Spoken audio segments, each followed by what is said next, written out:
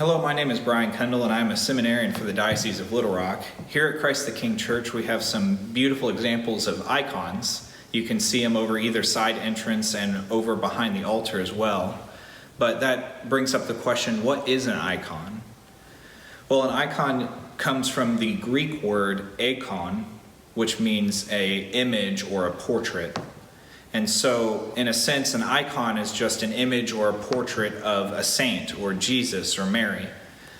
And icons started as early as even the 1st and 2nd century in the church.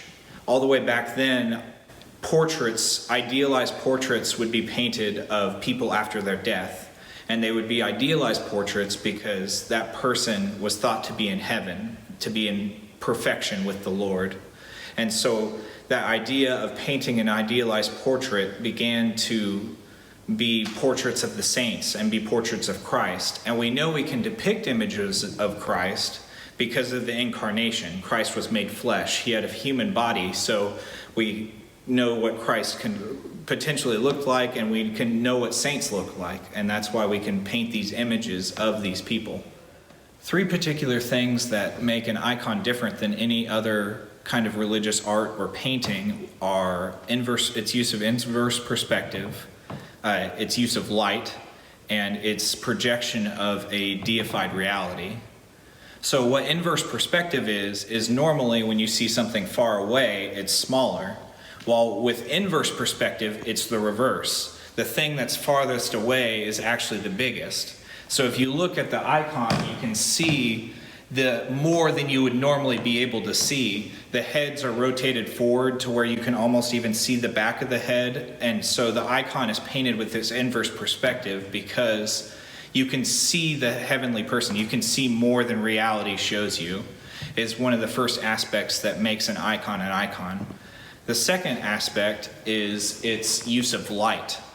You can see in an icon that there's no shadows because we're showing heaven. It's all light. There's no shadows in heaven. So another thing about the light is emanating from each of the subjects in the painting. So instead of like a normal painting where there'd be shadows on the face, or depending on which way the light is shining on the subject of the painting, in an icon, the light is shining forth from within the subject of the icon. So, for example, Jesus Christ in this icon, the light is emanating from him. It's not like there's a light coming from a particular direction, but light is emanating from Jesus himself and all the other subjects of the icon. The final thing that makes an icon is it depicts a deified reality. An icon is a window into heaven, and vice versa. So the saint can look at us while we also look at the saint or Christ.